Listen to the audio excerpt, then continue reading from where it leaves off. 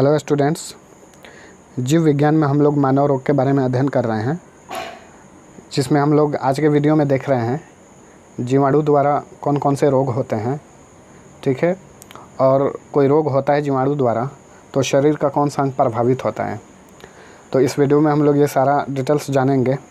इसके बाद जो हमारा वीडियो आएगा उसमें हम लोग विषाणु के बारे में जानेंगे और परजीवी यानी प्रोटोजोआ के बारे में जानेंगे। ठीक है, और मानव रोग के बारे में अधिक से अधिक इसके अलावा भी हम लोग जानेंगे अगले वीडियो में, जो कि एसएससी, बैंक, रेलवे सभी में बहुत ही ज़्यादा उपयोगी हैं। आप इतना जान जाइए कि हर एक एग्ज़ाम में 1 से 2 क्वेश्चन तो मानव रोग से रहते ही रहते हैं। तो आप ये मेरा 3 या 4 वीडियो बनेगा मानव रोग पे, तो आप सभी वीडियो देख लीजिएगा, तो आपके 1 से 2 क्वेश्चन जो भी आएंगे आप आसानी से सही कर पाएंगे। तो चलिए शुरू करते हैं। पहले हम लोग जीवाणु का कुछ डेफिनेशन देख लेते हैं। जीवाणु क्या है? जीवाणु एक कोशिकीय जीव है। ठीक है, विषाणु जो है अकोशिकीय है, यानी उसमें कोई कोशिका नहीं होती है। जीवाणु में एक कोशिका होता है, इसलिए इसे एक कोशिकीय जीव बोलते हैं। इसका आकार कुछ मिलीमीटर तक ही होता है। ठीक है, इनकी आकृति गोल या मुक्त, चक्राकार से लेकर छड़ आदि आकार की हो सकती है। ठीक है, ये अकेंद्रिक कोशिका भित्तियुक्त एक कोशीय सरल जीव है जो प्रायः सर्वत्र पाए जाते हैं, मतलब सभी जगह पाए जाते हैं। इसमें केंद्रक नहीं होता है। जीवाणु जो होता है एक कोशिकीय जीव तो है, पर ये इसमें कोई भी केंद्रक नहीं होता है, याद रखिएगा। इसमें न्यूक्लियस नहीं होता है। ये पृथ्वी पर मिट्टी में, अम्लीय गर्म जलधाराओं में, नाभिकीय पदार्थों में, जल में, भूपपड़ी में, यहाँ तक कि कार्बनिक पदार्थों में तथा पौधों एवं जंतुओं के शरीर के भीतर भी पाए जाते हैं। साधारणतः 1 ग्राम मिट्टी में 4 करोड़ जीवाणु तथा 1 मिलीलीटर जल में 10 लाख जीवाणु पाए जाते हैं। तो ये जीवाणु का रहा ये कुछ डेफिनेशन हम लोग जाने। अब आगे देखते हैं, जो कि सबसे ज़्यादा इम्पोर्टेंट है कि जीवाणु द्वारा कौन कौन से रोग होते हैं। ये चीज़ आप दिमाग में फिट कर लीजिएगा। ये देख लीजिए, जीवाणु द्वारा कौन कौन से रोग होते हैं।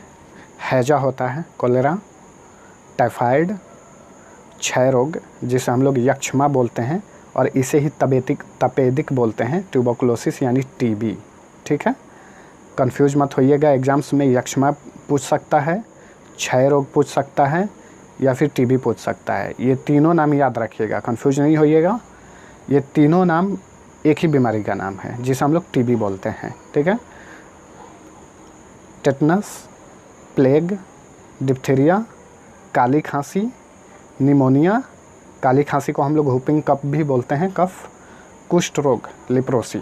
ठीक है, ये 9 याद रखिएगा। ये जो 9 है रोग, ये जीवाणु द्वारा होने वाले रोग हैं। ठीक है, इसके बाद जो वीडियो में लाने वाला हूँ उसमें परजीवी और विषाणु द्वारा कौन कौन से रोग होते हैं उसके बारे में हम लोग जानेंगे। फ़िलहाल इसके बारे में हम लोग जल्दी से देख लेते हैं। जो नए हैं स्टूडेंट्स, वो हमारे चैनल को सब्सक्राइब कर लीजिए। आपका मैक्सिमम जीके का तैयारी जो है यहीं से हो जाएगा। यहाँ पे आपको करंट अफेयर भी देखने को मिलेगा।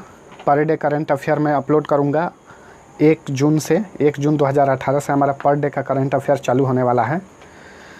तो आप मेरे चैनल को सब्सक्राइब करके बने रहिए। अब देखते हैं हैजा के बारे में कुछ हम लोग जान लेते हैं। हैजा जो है यह एक संक्रामक बीमारी है जो कि वाइब्रियो कॉलेरी नामक जीवाणु द्वारा होता है।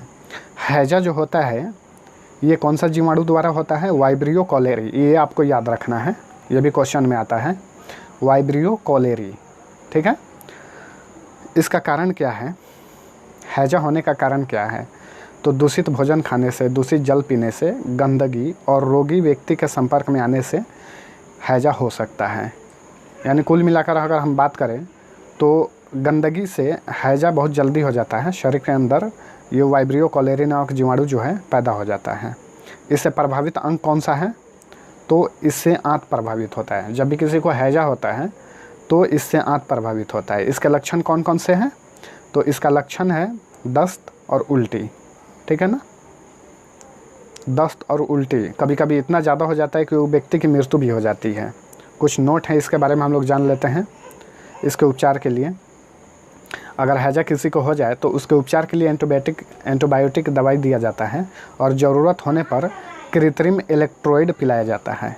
एक इलेक्ट्रोइड आता है, दवा है वो भी पिलाया जाता है ताकि लवणों की कमी पूरा हो सके। यानी शरीर के अंदर जो लवण की कमी हो जाती है उसको पूरा करने के लिए इलेक्ट्रोइड पिलाया जाता है, ठीक है। और इसमें समय समय पर ORS का घोल भी पिलाया जाता है। हालांकि ये इतना इम्पोर्टेंट नहीं है, लेकिन मैं थोड़ा सा ज़रूरी समझा हूँ कि आपको जानकारी हो जाए कम से कम। बाकी जो है एग्ज़ाम के नज़र से अगर देखा जाए तो आपको ये सब याद रखना है, प्रभावित अंग कौन सा है, इससे क्या होता है, ठीक है, किस कारण से फैलता है हैजा, और हैजा जो है किस जीवाणु द्वारा होता है, तो वाइब्रियो कॉलेरी द्वारा होता है, ये इंपॉर्टेंट है, ठीक है। अगला देखते हैं हम लोग टाइफाइड। टाइफाइड का थोड़ा सा हम लोग देख लेते हैं। टाइफाइड को हम लोग मियादी बुखार भी बोलते हैं और ये साल्मोनेला टाइफी नामक जीवाणु से होता है। साल्मोनेला टाइफी, ये जीवाणु का नाम याद रखिएगा, साल्मोनेला टाइफी द्वारा टाइफाइड रोग होता है, ठीक है।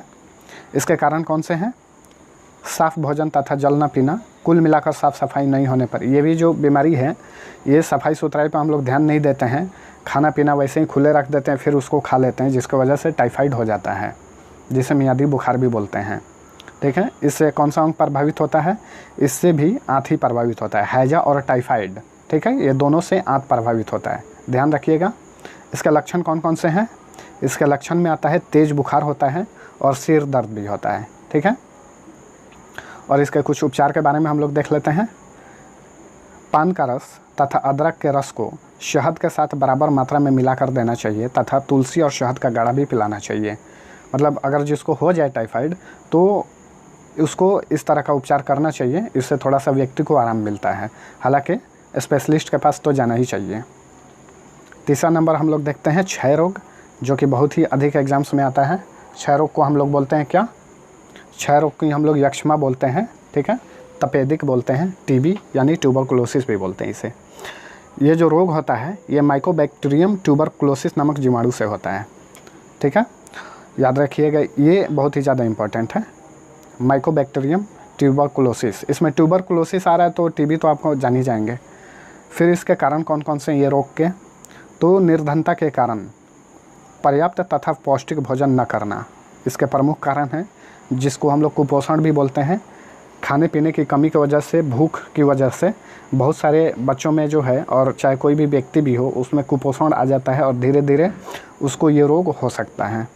स्वच्छता का अभाव, सफाई सुथराई का, इस रोग से पीड़ित व्यक्ति के संपर्क में रहने, धूम्रपान करने तथा टीबी के मरीज के इधर उधर थूकने से यह फैलता है, ठीक है। इसके लक्षण क्या हैं? बार बार खांसी के साथ खून तथा कफ आना, यानी जिस व्यक्ति को टीबी होता है जब वो खांसता है तो उसका जो खांसी होता है ना, उसके साथ उसके मुंह में खून भी आता है। इससे कौन सा अंग प्रभावित होता है? तो जाहिर सी बात है फेफड़ा ही प्रभावित होगा। और इसके उपचार कौन से हैं? अगर किसी को बचपन में BCG का टीका लग जाता है ना, तो उसके जीवन में बहुत ही कम संभावना है कि उसको कभी टीबी होगा भी, ठीक है। और जिसको BCG का टीका नहीं लगा है बचपन में, तो उसको संभावना ज़्यादा है कि उसको टीबी हो सकता है। 4 नंबर हम लोग देखेंगे टिटनेस। यह रोग क्लस्ट्रीडियम टेटेनी नामक जीवाणु से होता है, ठीक है। टेटनेस जो होता है, जो कटने और फटने से अक्सर टेटनेस हो जाता है, तो कोई भी डॉक्टर जो है अगर किसी मरीज़ का ऑपरेशन करता है या फिर कुछ घाव वगैरह चीरता फाड़ता है, तो सबसे पहले उसको टेटनस का एक इंजेक्शन दे देता है, ठीक है, क्योंकि कटने या फटने से ही किसी भी आदमी को टेटनस हो सकता है, इसलिए। और ये क्लस्ट्रीडियम टेटेनी नामक जीवाणु से होता है, ठीक है। ये कहाँ पाए जाते हैं? ये वाले जीवाणु धूल, मिट्टी, कीचड़ आदि में पाए जाते हैं। इसलिए कहा जाता है कि घाव अगर कट फट जाए तो घाव को अच्छी तरह से साफ़ कर देना चाहिए डिटॉल से, ताकि उसमें धूल मिट्टी कीचड़ ना हो, नहीं तो टेटनस हो सकता है, क्योंकि धूल मिट्टी कीचड़ में ही ये वाले जीवाणु पाए जाते हैं। कौन से? क्लस्ट्रीडियम टेटेनी, ठीक है। तो कारण तो हम लोग जान ही गए, कटने फटने से। और इसका लक्षण देख लेते हैं। जब किसी व्यक्ति को टेटनस हो जाता है तो फिर उसको क्या होती है? उसके मांसपेशियों में ऐंठन महसूस होती है, ठीक है, पेशियों में ऐंठन महसूस होती है और पेशियाँ जो है उसके सिकुड़ने लगती हैं, ठीक है, और उसके जबड़े जो है धीरे धीरे बंद होने लगते हैं, यानी पूरा शरीर उसका पूरा जकड़ लेता है किसी चीज़ से। इससे प्रभावित अंग कौन सा है? तंत्रिका तंत्र है, ठीक है। उपचार: कटने या फटने पर तुरंत टिटनेस का इंजेक्शन लेना चाहिए। ये तो हो गया। अब हम लोग देखते हैं 5वां नंबर प्लेग बारे में जानेंगे। ये सभी का सभी जीवाणु द्वारा होने वाले रोग हैं, ये भी याद रखिएगा। यह रोग येरसिनिया पेस्टिस नामक जीवाणु द्वारा होता है। प्लेग जो होता है, प्लेग ये येरसिनिया पेस्टिस नामक जीवाणु द्वारा होता है। चूहों के काटने से, चूहों या इसके पिस्सुओं से के काटने से यह रोग होता है। ज़्यादातर मैक्सिमम याद रखिएगा, ये चूहों के काटने से प्लेग नामक रोग होता है। इसके लक्षण क्या हैं? ये इस रोग के शरीर पर गिल्टियाँ हो जाती है, तेज़ बुखार आता है और साथ साथ में खांसी भी आता है। प्रभावित अंग कौन सा है? जिस व्यक्ति को प्लेग होता है, तो प्लेग जिसको होता है उससे उसका शरीर का कौन सा अंग प्रभावित होता है? फेफड़ा। 6 नंबर डिप्थीरिया के बारे में जानेंगे। डिप्थीरिया एक गंभीर बैक्टीरियल संक्रमण होता है जो नाक और गले की श्लेष्मा झिल्ली को प्रभावित करता है। यह कोरिनी बैक्टीरियम डिप्थेरी नामक जीवाणु द्वारा होता है। ठीक है, कोरिनी बैक्टीरियम डिप्थेरी, इसमें बैक्टीरियम आ गया तो इसे आप याद रखिएगा जीवाणु। ठीक है, डिप्थेरी यानी डिप्थेरिया, तो इसमें नाम आ गया तो आपका आसानी हो जाएगा याद करने में कि डिप्थेरिया जो है कोरिनी बैक्टीरियम डिप्थेरी नामक जीवाणु द्वारा होता है यह रोग। इसके कारण कौन से हैं ये रोग होने के? डिप्थीरिया, हवा द्वारा लाए गए कण। ठीक है, ये जो रोग है ये हवा द्वारा भी फैलता है, या घरेलू दूषित वस्तुएं संक्रामित घाव को छूने से आदि, यानी संक्रामित घाव को छूने से ये डिप्थीरिया नामक रोग हो सकता है। इसके लक्षण कौन से हैं? इसका लक्षण ये है कि गर्दन में सूजी हुई ग्रंथियाँ, गले में खराश, निगलने और सांस लेने में कठिनाई, मोटी ग्रे रंग की झिल्ली द्वारा गले और टॉन्सिलस को ढकना आदि, यानी मुंह के अंदर जो भी गर्दन के पास है वहाँ की ग्रंथियाँ जो है सूज जाती है, गले में पूरी तरह से खराश आता है और ग्रे रंग की जो है एक ऊपरी परत जम जाती है जिसके द्वारा सांस लेने में कठिनाई होती है।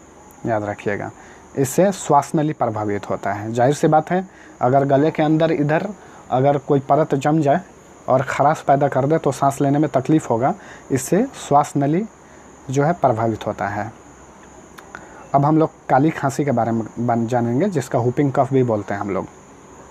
काली खांसी यह एक श्वसन संबंधी बीमारी है जिसे आमतौर पर काली खांसी या कुकर खांसी भी बोलते हैं। ये बहुत ही इम्पोर्टेंट है, एग्जाम्स में आया हुआ है। काली खांसी को क्या कहा जाता है? कुकर खांसी भी कहा जाता है। ये बीमारी जो है काली खांसी हीमोफिलस पर्टुसिस नामक जीवाणु द्वारा होता है। ये भी इम्पोर्टेंट है, ये तो आप एकदम से रट लीजिएगा कि कौन से जीवाणु द्वारा कौन सी बीमारी होती है। तो हीमोफिलस पर्टुसिस नामक जीवाणु द्वारा काली खांसी होता है। इसके कारण कौन से हैं? कुकर खांसी एक व्यक्ति से दूसरे व्यक्ति में भी फैलता है। खांसने या छींकने या एक दूसरे के पास बहुत समय बिताने के दौरान काली खांसी वाले लोग दूसरे व्यक्ति को इसे फैलाते हैं। मतलब एक व्यक्ति को अगर काली खांसी है, उसके संपर्क में आदमी आएगा, वो छींकेगा या खांसेगा, उसके सामने आप हैं, तो फिर आपको भी बहुत ज़्यादा चांस है कि आपको काली खांसी यानी वूपिंग कफ हो जाएगा। कई बच्चे जिनको काली खांसी होती है वो बड़े भाई बहन, माता पिता या देखभाल करने वालों द्वारा संक्रमित होते हैं, जिनको शायद यह पता भी नहीं होता है कि उनको यह रोग हो चुका है। ठीक है, अगर घर में किसी को काली खांसी होता है तो अक्सर किसी को मालूम नहीं होता है, वो घर में धीरे धीरे कभी कभी खांसेगा तो पता नहीं रहता है कि उसको काली खांसी है, और उसके संपर्क में उसके घर वालों को भी बहुत सारे लोगों को हो सकता है सेम बीमारी। इसके लक्षण कौन कौन से हैं? लक्षण के बारे में थोड़ा देख लेते हैं। लगातार आवाज़ के साथ बहुत तेज़ खांसी, यानी अगर कोई बोल रहा है या लेक्चर दे रहा है, या फिर कोई टीचर है, प्रोफेसर है, लेक्चर दे रहा है, या फिर कहीं भी कोई भाषण दे रहा है, या घर के अंदर कोई बहुत ही ज़्यादा बोल रहा है, तो बहुत ही लगातार ज़्यादा बोलने से ना खांसी उत्पन्न हो जाता है, बहुत ही तेज़ खांसी आती है। ठीक है, तीव्र खांसी के साथ कुत्ते के खांसने जैसे आवाज़, यानी खांसते खांसते वो गर्दन से एक ऐसा आवाज़ आने लगता है ना कि वो बहुत ही गर्राहट वाला खांसी जैसा होता है, महसूस होता है। कुत्ते कभी कभी खांसते हैं ना, उस तरह आवाज़ निकलने लगता है। खांसी के दौरान या बाद में उल्टी भी होने लगता है, बहुत इतना ज़्यादा खांसी आता है कि उस आदमी को उल्टी भी आ सकता है। खांसी के दौरान होने के बाद थकावट, मतलब खांसी के दौरे होने के बाद थकावट महसूस होने लगता है। इससे कौन सा अंग प्रभावित होता है? तो श्वसन तंत्र। काली खांसी से कौन सा अंग प्रभावित होता है? श्वसन तंत्र। 8 नंबर देखेंगे, निमोनिया। ठीक है, यह रोग डिप्लोकोकस निमोनी नामक जीवाणु द्वारा होता है। वैसे निमोनिया के 5 प्रकार हैं। तो निमोनिया जो है 5 प्रकार के होते हैं। निमोनिया एक ऐसा बीमारी है जो कि जीवाणु द्वारा भी होता है, कवक द्वारा भी होता है और वायरस द्वारा भी होता है, जैसे हम लोग विषाणु बोलते हैं। लेकिन जीवाणु में अगर देखा जाए तो डिप्लोकोकस न्यूमोनी नामक जीवाणु द्वारा निमोनिया रोग होता है। ठीक है, निमोनिया के 5 प्रकार कौन कौन से हैं हम लोग देख लेते हैं। ए में बैक्टीरियल निमोनिया भी होता है, वायरल निमोनिया यानी वायरस द्वारा जो निमोनिया होता है उसे वायरल निमोनिया बोलते हैं।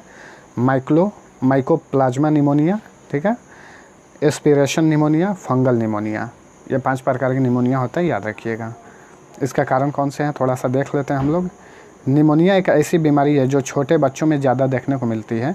बारिश के दिनों में इस बीमारी का खतरा और भी बढ़ जाता है। निमोनिया होने पर पहले हल्का सर्दी जुकाम होता है, फिर यह धीरे धीरे बढ़कर निमोनिया में बदल जाता है।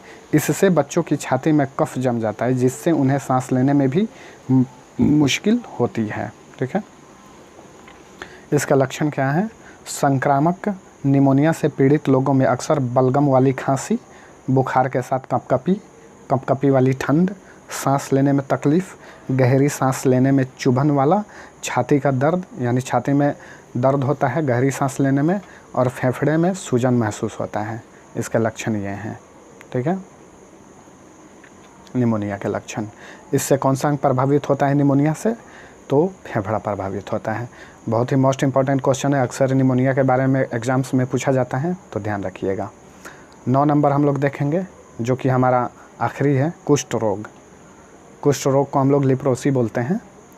ये जो है माइकोबैक्टीरियम लेप्री। ठीक है, अगर लेप्रोसी आप लोग याद रखिएगा तो कुष्ठ रोग जो है माइकोबैक्टीरियम लेप्री के कारण होने वाला क्रोनिक संक्रामक रोग है। इसके जो जीवाणु हैं वो उनका नाम क्या है? Mycobacterium leprae. जीवाणु के कारण होने वाला क्रोनिक संक्रामक रोग है, जिसके परिणाम स्वरूप त्वचा पर गंभीर घाव हो जाते हैं और हाथ तथा पैरों की तंत्रिकाएं क्षतिग्रस्त हो जाती हैं तथा सामान्यतः त्वचा पर पाए जाने वाले पीले या तांबे रंग के धब्बे पाए जाते हैं। ठीक है, यही वो कुष्ठ रोग है जिसे हम लोग कोढ़ भी बोलते हैं।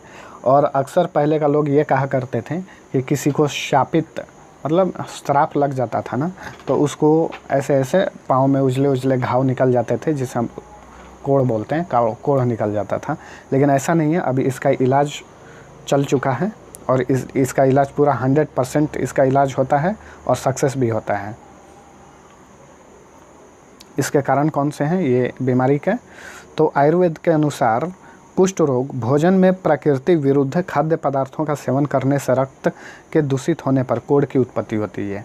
यानी किसी तरह से अगर रक्त दूषित हो जाता है जिसकी वजह से कोढ़ होता है, यानी कुष्ठ रोग।